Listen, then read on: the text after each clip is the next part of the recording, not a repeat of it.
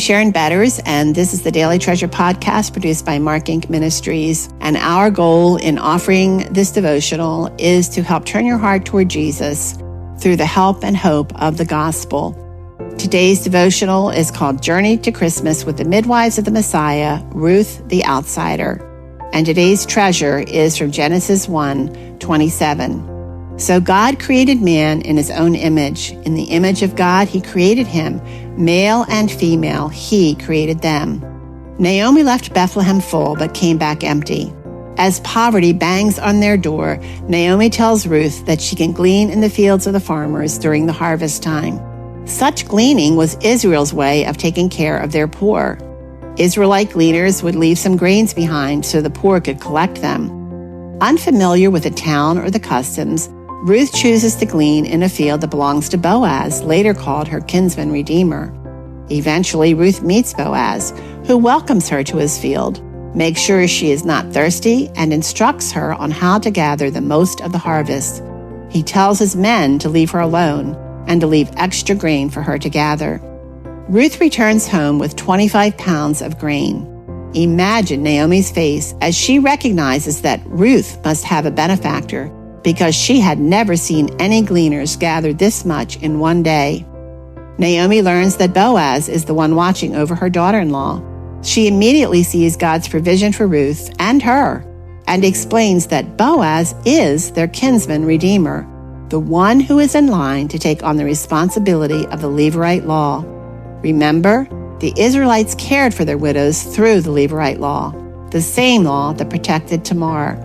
When a man died, his brother was to marry his widow and bear children with her that would carry his brother's name. The inheritance of the dead brother belonged to those children. His widow would be cared for, and his name would be remembered through them. If there were no brothers, then this responsibility passed on to the nearest male relative. Though there is another relative ahead of Boaz to whom this responsibility falls, that relative refuses to take on the responsibility of marrying Ruth. Boaz is Naomi's relative. Naomi instructs Ruth to go to Boaz that night, to lie down at his feet, and to ask him to redeem her or to marry her. Boaz immediately agrees and gladly accepts Ruth as his wife. Let's trace this marriage back to Tamar.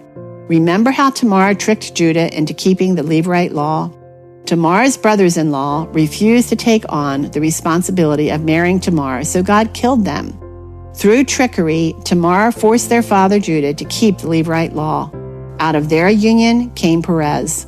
Tamar, the one who did not want to be forgotten, is remembered once more in Ruth's story. At the end of the book of Ruth, blessings on Tamar and Judah through the birth of Perez are lauded by the elders and people.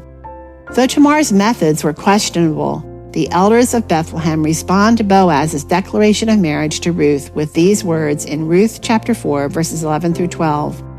Then all the people who were at the gate and the elders said, "We are witnesses. May the Lord make the woman who is coming into your house like Rachel and Leah, who together built up the house of Israel.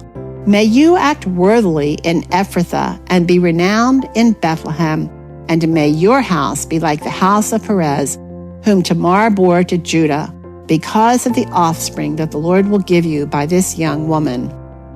The people and the elders want the Lord to bless Boaz and Ruth the same way he blessed the house of Perez, the son that Tamar bore to Judah.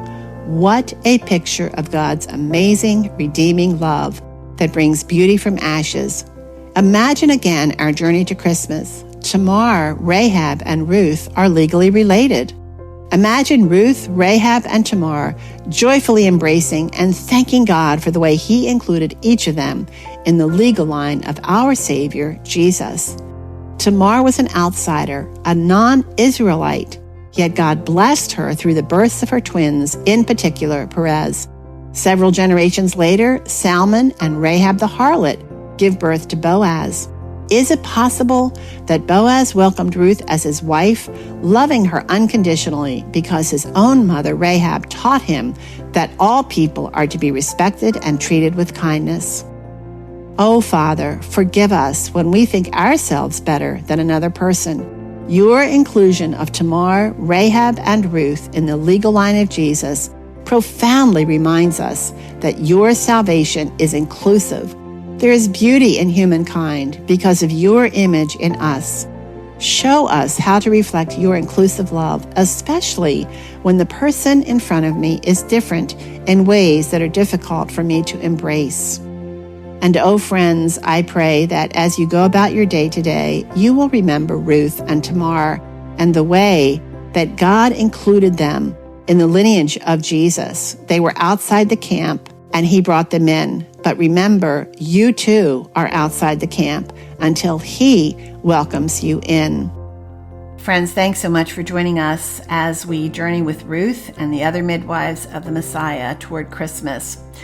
We always want to introduce you to new resources that offer the help and hope of the gospel, and our Help and Hope podcast is just that. And our guest this week is Lori Rowe. I've known Lori since she was a young girl, and I've observed how she has really walked through some very painful and very hard paths, and in fact has experienced the reality of infertility. You know, in 2015, the Reproductive Biological Endocrinology reported that 48.5 million couples globally experience infertility. You might be one of those couples, or you know someone who is struggling how to navigate that maze of infertility treatments as well as the grief when nothing works. Well, our guest today, Lori, knows this pathway very well because she learned when she was a teenager that she would never bear a child. Can you imagine the shock and the trauma of such news?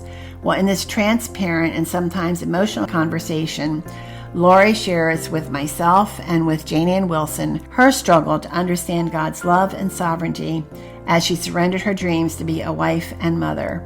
And you know what? Though she thought that door was closed to her, in time she discovered God's grace in caring for mothers giving birth and being able to celebrate their children.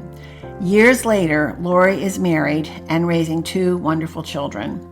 So please go to helpandhopenow.org, helpandhopenow.org, click the Help and Hope link, and listen as Lori Rowe shares her story about the reality of infertility. I'm Sharon Betters. Thanks so much for joining us, and I look forward to being with you tomorrow.